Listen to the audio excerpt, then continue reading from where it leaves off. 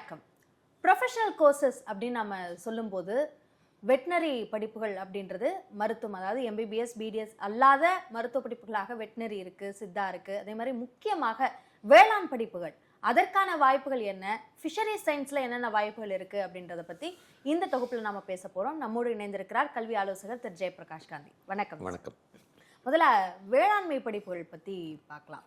வேளாண் படிப்புகள் அப்படின்றது சார்ந்த ஆர்வம் மாணவர்கள் கிட்ட போகுது. ஏன்னா எல்லாருமே இன்ஜினியரிங் மெடிசன் போறாங்க, வித்தியாசமாகவும் அதுவும் விவசாயிகளுக்கு ஹெல்ப் பண்றது அப்படின்ற அடிப்படையிலேயும் அந்த படிப்பை படிக்கலாம் அப்படின்னா, ஆனால் போட்டி அங்கேயும் அதிகமா இருக்கு.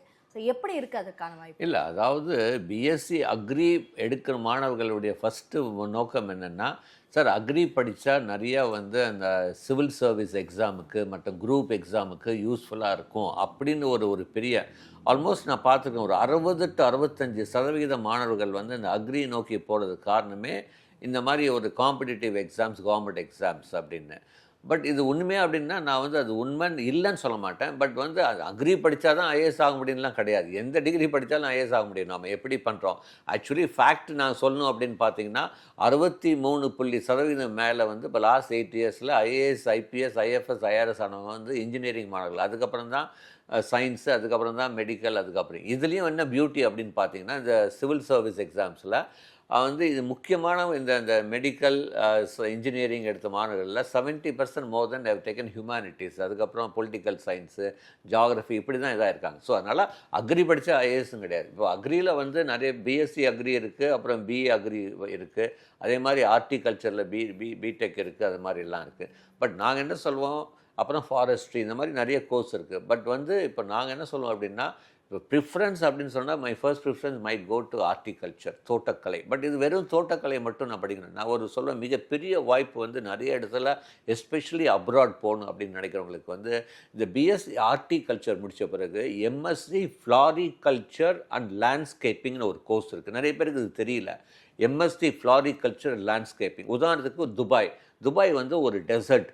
இப்போ டெசர்ட், இப்போ நீங்கள் போய் துபாய் போயிருக்கீங்களோ இல்லையா, நீங்கள் அது பார்த்தீங்கன்னா எவ்வளோ மாதிரி லேண்ட்ஸ்கேப்பிங், என்ன மாதிரி ஒரு கார்டனிங் எஃபெக்ட்லாம் கொடுத்துருக்காங்க. ஒரு நார்மல் ஆர்கிடெக்டோட ஒரு ஃப்ளாரிகல்ச்சர் அண்ட் லேண்ட்ஸ்கேப்பிங். அப்போ நல்லா கவனிங்க, யூஜியில் படித்தது ஹார்டிகல்ச்சர், தோட்டக்கலை, பிஜியில் லேண்ட்ஸ்கேப்பிங், ஆர்கிடெக்சர் ரிலேட்டடாக இன்டெகிரேட் பண்ணுறாங்க. சூப்பர் வாய்ப்பு இருக்குது. ஃபின்லாண்ட், ஸ்வீடன், அங்கே ஃபுல்லாக ஐஸ் ஸ்னோ பேஸ்டுனால அங்கே எல்லாம் பார்த்தீங்கன்னா இந்த லேண்ட்ஸ்கேப்பிங், இந்த மாதிரி ஒரு யூனிக் நிறைய பேருக்கு தெரியாது. தே திங்க் தட் ஹார்டிகல்ச்சர்னால் வெறும் நம்ம நர்சரி கார்டன் அப்படின்னு கிடையாது. இதை தாண்டி ஒரு வாய்ப்புகள் இருக்குது அப்படின்னு சொல்கிறது தான் இந்த நிகழ்ச்சி மூலமாக நாங்கள் சொல்ல விரும்புகிறோம். இதை தாண்டி அப்புறம் பிஎஸ்சி ஃபாரஸ்ட்ரி பார்த்தீங்கன்னா, நான் இந்தியன் ஃபாரஸ்ட் சர்வீஸ் பண்ணேன். இப்போ மேட்டுப்பாளையத்தில் நம்முடைய ஃபாரஸ்ட்ரி காலேஜ் இருக்குது, பிஎஸ்சி ஃபாரஸ்ட்ரி. அது ஒரு பெருமைக்குரிய விஷயம். நான் எப்போவுமே சொல்ல, இந்த ஐஎஃப்எஸில் ஆல்மோஸ்ட் ஒவ்வொரு தடவையும் தமிழ்நாட்டிலேருந்து 12 to 18 பேர் ஐஎஃப்எஸ் ஆகுறாங்க இந்தியன் ஃபாரஸ்ட் சர்வீஸில். மேபி ரிமோட் ஏரியாவில். சார் நிறைய பேர் கேட்குற கேள்வி, கேர்ள்ஸ் எடுத்து படிக்கிறாங்க, but mainly dominated by boys.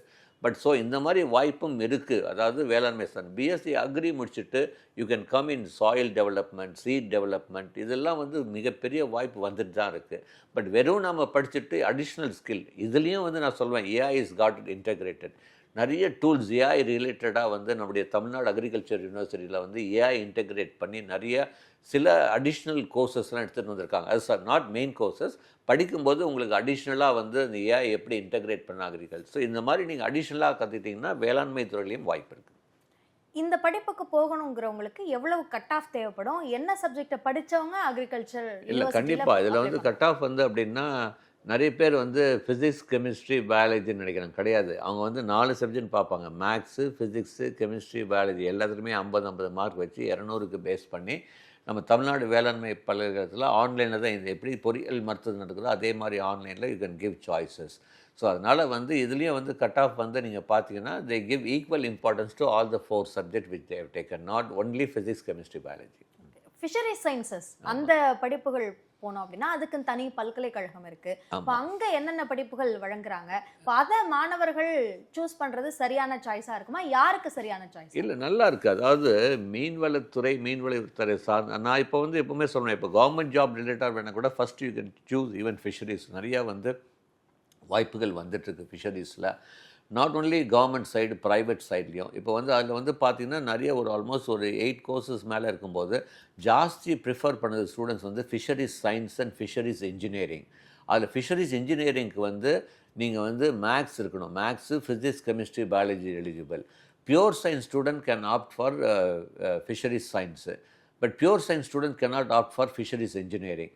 But fisheries மீன்வளத்துறையில் வாய்ப்புகள் நிறையா இருக்குது. ஏன்னா வேர்ல்டு ஃபுட் கவுன்சில் என்ன சொல்கிறாங்கன்னா, அடுத்த ஒரு 5 to 6 இயர்ஸில் இந்தியாவில் கடல் சார்ந்த உணவுகளுடைய உற்பத்தி வந்து 36% உயரப்போகிறது. காரணம் என்னென்னா, அது கொஞ்சம் சிக்கன் சாப்பிட்டா கொஞ்சம் சைடு எஃபெக்ட் வரலாம், மட்டன் சாப்பிட்டா cholesterol, people are shifting from red meat to white meet. நிறைய நாடுகளில் வந்து இந்த கடல் சார்ந்த உணவுகள் வெஜிடேரியனாக மாற்றிட்டுருக்காங்க. உதாரணத்துக்கு இப்போ மலேசியாவில் இப்போ பார்த்திங்கன்னா ஃபிஷ், ஈவன் நம்ம கல்கட்டாலே சம்டைம்ஸ் ஃபிஷ் வந்து சேஸ் தட் வெஜிடேரியன் அப்படின்னு சொல்கிறாங்க நம்ம ஊர்லேயே, நம்ம இந்தியாவிலேயே. ஸோ அப்படி இருக்கும்போது வந்து இந்த கடல் சார்ந்ததில் வந்து நிறைய அதாவது சேஞ்சஸ், டெக்னாலஜிக்கல் சேஞ்ச் வருது டியூ டு வந்து அண்டர் கரண்ட். அதாவது இப்போ கூட வந்து ஒரு டாப் ஒரு ஃபிஷரிஸ் பீப்புள் சொன்னார் sir, due to war in that side, இந்த சைடு ஃபுல்லாகவே வந்து huge under current because of the missile, drones, அந்த அட்டாக்னால அண்டர் கரண்ட்னால வந்து ஒரு வேவ் மாதிரி க்ரியேட் ஆகி ஃபிஷ் வந்து ஒரு தள்ளி போகுது. அதுக்கு நாங்கள் we need to really go on side, அதுக்கு ஒரு டெக்னாலஜி கண்டுபிடிக்கிறாங்க.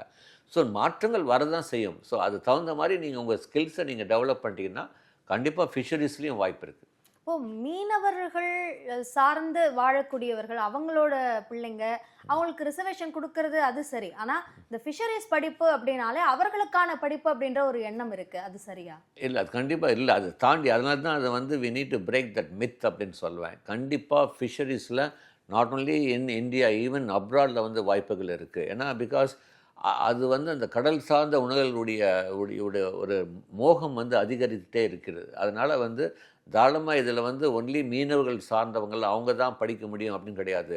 டெக்னாலஜி, அந்த பழைய conventional method of breeding fish, இது வந்து அதாவது அந்த மீன்வளத்துறையில் வந்து யூஸ் பண்ணுற கன்வென்ஷனல் மெத்தட் போய் இப்போ வந்து டெக்னாலஜி யூஸ் பண்ணி high level technology, even AI integrations வர ஆரம்பிச்சிருச்சு. அப்படிலாம் இருக்கும்போது they need a professional people. So அதனால தான் இந்த ஃபிஷரிஸ் இன்ஜினியரிங் வேறு எடுத்துகிட்டு வராங்க. ஸோ அந்த மாதிரி கோர்ஸ் எடுக்கிறது தப்பு கிடையாது. ஈவன் மாணவர்கள் வான்ஸ் எனக்கு கிடைக்கல sir, but I want to related to biology, எனக்கு பயாலஜியில் இன்ட்ரெஸ்ட் இருக்குது, எஸ்பெஷலி ஜுவாலஜியில் இன்ட்ரெஸ்ட் இருக்குது, அந்த மாணவர்கள்லாம் கண்டிப்பாக இதை வந்து ஒரு ஆப்ஷனாக கண்டிப்பாக வைக்கலாம். அகைன் என்ன சப்ஜெக்ட்ஸ் எடுத்தவங்க இந்த படிப்புக்கு தகுதியாவாங்க? கண்டிப்பாக ஃபிசிக்ஸ், கெமிஸ்ட்ரி, பயாலஜி. அண்டு அவங்க வந்து they can apply for fisheries science. Fisheries engineering வேணுன்னா maths, physics, chemistry, biology. Okay, சரி. அடுத்ததாக நம்ம வெட்டினரி கோர்சஸ் பற்றி பேசலாம். இப்போ கால்நடை மருத்துவ அறிவியல் படிப்புகள், இது நீட் இல்லாத மருத்துவ படிப்புகளில் முக்கியமான ஒன்று அப்படின்னு நம்ம சொல்லலாம். இப்போ அந்த படிப்பு சூஸ் பண்ணுறது சரியான சாய்ஸாக இப்போ இருக்கிற சூழலில்? கண்டிப்பாக வெட்டினரி வந்து தமிழ்நாட்டில் வந்து நீட் தேவையில்லை, பட் ஆல் இண்டியா கோட்டாக்கு நீட் தேவை. அது நல்லா புரிஞ்சுக்கோங்க. வெட்டினரி கால்நடை மருத்துவத்துக்கு வந்து ஆல் இண்டியா கோட்டாக்கு நீங்கள் அப்ளை பண்ண நீட் தேவை, பட் தமிழ்நாடுக்கு நீட் தேவை கிடையாது. கால்நடை மருத்துவத்துக்கும் வாய்ப்புகள் நன்றாகவே இருக்கிறது. நம்மளுடைய அதனால தான் வந்து இப்போ கடந்த எல்லா அரசுகளும் வந்து ஒவ்வொரு வருஷம் வந்து கொஞ்சம் சீட்டு இன்க்ரீஸ் பண்ணுறாங்க.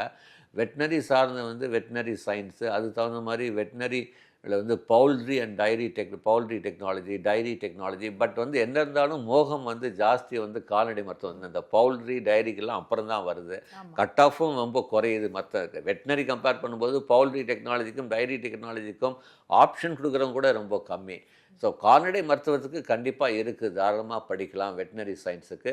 அதுலேயும் வந்து போஸ்ட் கிராஜுவேஷன் ஸ்பெஷலைசேஷன் நிறையா வந்துருச்சு. அது தாண்டி வந்து நிறைய பேர் கேட்குறது வெளிநாடுகளில் வாய்ப்பு இருக்கா? கண்டிப்பாக வெளிநாடுகளையும் வாய்ப்பு இருக்குது. ஸோ வெட்டினரி படிச்சுட்டு we can divert to any other field, அதுலேயும் வாய்ப்பு இருக்குது. You can shift even management related, இது மாதிரி எல்லாமே. ஸோ இப்படி கால்நடை மருத்துவமும் தாராளமாக பண்ணலாம். பட் தமிழ்நாடை பொறுத்த வரைக்கும் உங்களுடைய போர்டு எக்ஸாம் மார்க் பேஸ் பண்ணி தான், அதாவது ஃபிசிக்ஸ் வந்து 50, கெமிஸ்ட்ரி 50, பயாலஜி 100, 200க்கு பேஸ் பண்ணி தான் வந்து கட் ஆஃப் போட்டு ரேங்க் போட்டு உங்களுக்கு அட்மிஷன் நடக்கும். இப்போ ஃபுட் டெக்னாலஜின்ற ஒரு படிப்பும் அங்கே கொடுக்குறாங்க. இப்போ அதே படிப்பு அக்ரிகல்ச்சர் யூனிவர்சிட்டிலையும் இருக்கும். ரெண்டுத்துக்கும் சிலபல் வைஸ் வித்தியாசம் இருக்குமா? இல்லை, கண்டிப்பாக கொஞ்சம் டிஃப்ரென்ஸ் இருக்குது. ஏன்னா இது வந்து கடல் சார்ந்த ஒரு ப்ரீடிங்காக பண்ணுறது கொஞ்சம் அடிஷ்னலாக பண்ணுறாங்க. அங்கே வந்து ரெகுலர் ஃபுட் டெக்னாலஜி பொறுத்த வரைக்கும் நான் வந்து எப்போவுமே சொல்லுவேன், more of a self employment rather than employment orient. நாளைக்கு ஒரு சுய தொழில் பண்ணணும் சொந்தமாக. ஏன்னா ஃபுட் இண்டஸ்ட்ரி எப்போவுமே அழிய போகிறது கிடையாது. நிறையா இப்போ ஒரு காலத்தில் வந்து ரெடிமேட் ஃபுட் அப்படிங்கிறது 1 2 தான் இருந்தது. நீங்கள் பார்த்தீங்கன்னா ஒரு ஃபுல்லாக different type of foods have started coming. எல்லாமே யார் இப்போ வந்து ஃப்ரம் இட்லியிலேருந்து இது வந்து you can even have dosa, you can parotta, அது மாதிரி சொல்லிகிட்டே போகலாம். பட் அதுக்கு வந்து நீங்கள் வந்து அந்த ஃபஸ்ட்டு நான் எப்பவுமே சொல்லுவேன், ஃபஸ்ட்டு ஃபுட் டெக்னாலஜி எடுத்தோம்னா don't expect job, go to work somewhere, learn the secrets, learn the inner skills. அதுக்கப்புறம் maybe you can start your own. இப்போ எனக்கு தெரிஞ்ச ஒரு ஸ்டூடெண்ட்டே வந்து பார்த்தீங்கன்னா, அவங்க வந்து பிராமின், அவங்க வந்து இந்த வத்தக்குழம்பு தே ஆர் வெரி குட். அவங்க வத்தக்குழம்பு மட்டும் வந்து பேக் பண்ணி அனுப்புகிறாங்க, நல்லா பண்ணுறாங்க அவங்க. Investments also not very much. So இப்படி நீங்கள் வந்து இந்த மாதிரி சுயதொழில் பண்ணணும் அப்படின்னா ஃபுட் டெக்னாலஜி கண்டிப்பாக பண்ணலாம். நம்மளுடைய நாட் ஒன்லி த பெஸ்ட் சிஎஃப்டிஆர் இருக்குது மைசூரில், பட் நம்ம தமிழ்நாட்டில் தஞ்சாவூரில் central institute for food processing and entrepreneurship இருக்குது. அவங்க பேரே வந்து என்டர்பிரினர்ஷிப்பும் ஆட் பண்ணியிருக்காங்க. காரணம் என்னென்னா, இந்த நேஷ்னல் இன்ஸ்டியூட்டில் பிகாஸ் ஆஃப் சுயதொழிலுக்கு வாய்ப்புகள் ஜாஸ்தி ஃபுட்டில். ஸோ சுயதொழில் போகணும், செல்ஃப் எம்ப்ளாய்மெண்ட்னா ஃபுட் டெக்னாலஜி கண்டிப்பாக ஒரு சாய்ஸ் வச்சுக்கலாம். ஓகே, இப்போ மருத்துவம் அதாவது எம்பிபிஎஸ் பிடிஎஸ் அல்லாத படிப்புகள்னு பேசும்போது வெட்டினரி பேசணும். சித்தா இருக்கு, சித்தா, யுனானி, ஹோமியோபதி, யோகா, நேச்சுரோபதி அப்படின்னு. இப்போ அந்த படிப்புகளில் வந்து ஒருவேளை கிடைக்கல அப்படின்னா அங்கே போகலாம் அப்படின்னு ஒரு முடிவு எடுக்கிறாங்க. அப்படியான ஒரு நிலையில தான் இருக்கா, இல்லை அதற்கான வாய்ப்புகளும் இருக்கா? இல்லை, அதாவது கிடைக்கல ஒரு என்ன ஜாஸ்தி பார்த்தீங்கன்னா, நான் 1 வருஷம் 2 வருஷம் ரிப்பீட்டட் எழுதினேன், கிடைக்கல, அதனால நான் போகிறேன், எனக்கு மருத்துவம் வந்து திரும்பி வந்து படிக்கிறதுக்கான வசதி இல்லை, மார்க் கம்மியாச்சும், அப்படி போகிறவங்க தான் ஜாஸ்தி. விரும்பி எடுக்கிறவங்க வந்து கொஞ்சம் கம்மி தான். அதை கிடைக்கல, மருத்துவம் சார்ந்து படிக்கணும் தான் அப்படின்னா. அதுலேயும் வந்து சித்தா, ஹோமியோபதி, ஆயுர்வேதிக்கெல்லாம் கண்டிப்பாக நீட் எழுதியிருக்கணும். பிஎன்ஒய்எஸ்க்கு நீட் தேவையில்லை, பேச்சுலர் ஆஃப் நேச்சுரோபதி யோகிக் சயின்ஸுக்கு நீட் தேவை கிடையாது. பட் நான் எப்பவுமே சொல்லுவேன், சித்தா, ஹோமியோபதி, ஆயுர்வேதிக் பண்ணாலும் அதுலேயும் மேல் படிப்பு, அதுலேயும் ஸ்பெஷலைஸ்டு. இங்கே இந்த சித்தா, ஹோமியோபதி எல்லாம் பண்ணுறவங்க வந்து they need to be very professionally active in social media. உங்களை சோஷியல் மீடியாவில் ப்ரொஜெக்ட் பண்ண தெரியணும். ஏன்னா பிராண்டிங் இஸ் இம்பார்ட்டன்ட். முடித்தோடனே நீங்கள் போடணும், யாரும் வரமாட்டாங்க. நீங்கள் படிக்கும்போதே வந்து நிறைய விஷயங்கள், அது சார்ந்த விஷயங்கள், சின்ன சின்ன ரீல்ஸ், இது மாதிரி எல்லாம் போட்டு நீங்கள் பண்ணிங்கன்னா, உங்களுக்குன்னு ஒரு பிராண்ட் க்ரியேட் பண்ணால் கண்டிப்பாக நெக்ஸ்ட்டு நீங்கள் படித்து முடித்து ஒரு 5 இயர்ஸில் டெஃபினட்டாக நல்லா செட்டில் ஆகலாம். மருத்துவம் அல்லாத, அதாவது எம்பிபிஎஸ் பிடிஎஸ் அல்லாத படிப்புகள், அதே மாதிரி வேளாண் படிப்புகள் உள்ளிட்ட நிறைய படிப்புகள் குறித்து நிறைய விளக்கங்களை கொடுத்தீங்க. நன்றி திரு ஜெயபிரகாஷ்.